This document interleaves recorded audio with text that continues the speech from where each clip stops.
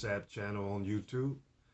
And you found me because you most likely have a violation on the clearinghouse. And it's not too happy right now, is it? Well, let's talk about some things. I'm a drug and alcohol counselor, but a good drug and alcohol counselor talks maybe about 20% about drugs and alcohol, 80% about your thinking. And that goes for everybody. It doesn't have to be somebody involved with drugs and alcohol. 80% needs to be about our thinking and somebody to show us a different way using motivational enhancements and some cognitive behavior therapy. Look at this. A lot of truck drivers are high functioning. If they do have a substance problem that got them a SAP violation, it's not because they're, like I say, walking around with a needle hanging out their arm in Skid Row or downtown. No, they're high functioning people that typically lights up a joint in the cab while they're on the freeways and highways, which is no good. But let's look at our thinking. This is how it works. Our thinking produces our feelings. Our feelings produces our actions or behavior. So let's go all the way back to the thinking, where we need to start. Could it be, let's take an example. There's a lot of options or examples to take, but let's pick one. Are you thinking about being a company driver is kind of confining, constraining? You outgrown it. That's the thinking. It's producing a feeling of stagnation inside of you. You just ain't feeling this no more. And with that feeling, it produces an action of picking up some kind of mind or mood altering substance. So you could feel different. You can change the way you're feeling. How about we do something different? How about we use a tool instead of picking up some mind altering drug? How about we use our imagination? How about we have a little faith? How about we think about risk taking? Yeah. Now, sometimes risk taking can be very good and it can act almost like a substitute for you. Think about being an owner operator, getting your DOT number.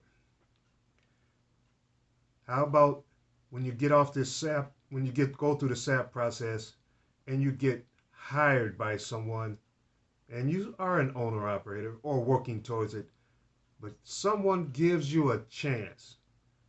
You appreciate that chance and you stay with them. You do not jump. You stay with that employer, that second chance employer.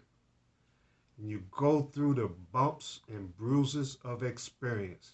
Yeah, you may be dealing with a vehicle or a truck that's not the best condition. Maybe there's other factors. You take them to that employer and you talk about these things with them correctly and properly. You're learning, you're experiencing, you're going through hard won experience. These bumps and bruises that you go through of using discipline and staying on this job for a significant amount of time instead of doing the easy thing of jumping back and forth, it puts you in the mindset of what an owner might be going through. And it produces an owner mindset in you.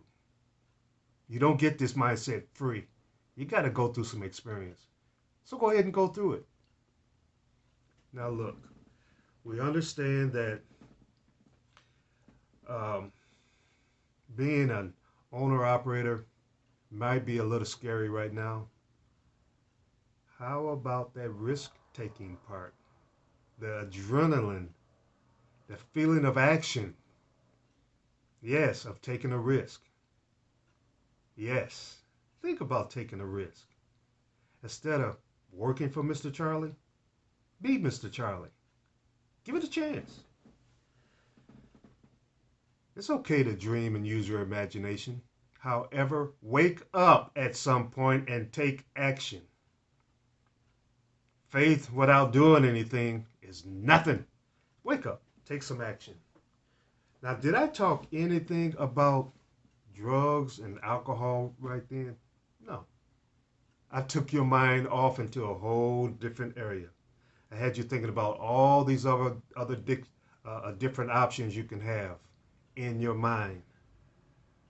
A good counselor does that. It doesn't have to be preaching about drugs and alcohol. It could be talking about your thinking. Take a risk. Become an owner operator. Think about having a fleet of trucks. Thinking about if you have a significant other, having that person learn the DAT software and become your broker and book your loads while you're driving. And you guys can become a LLC, a self-contained unit, your own small firm. Yeah. Get some guts about you and do and take a risk. You could substitute that for drugs. Yeah, I can be your sap. I'm Charles Irby. Give me a call. I really can. I can be your sap. Let's talk about some other things. My three-part process. 1, assessment over the phone with video. 2, education/treatment. 3, negative drug screen. And then we'll talk about a new game plan.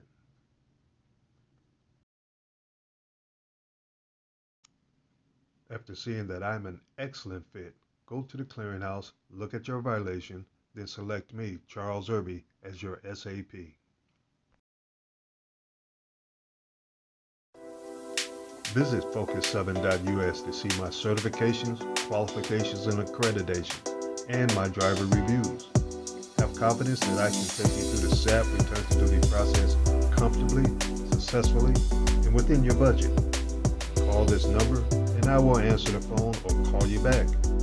This is an urgent time and you need someone that's responsible. Wherever you live, call me today.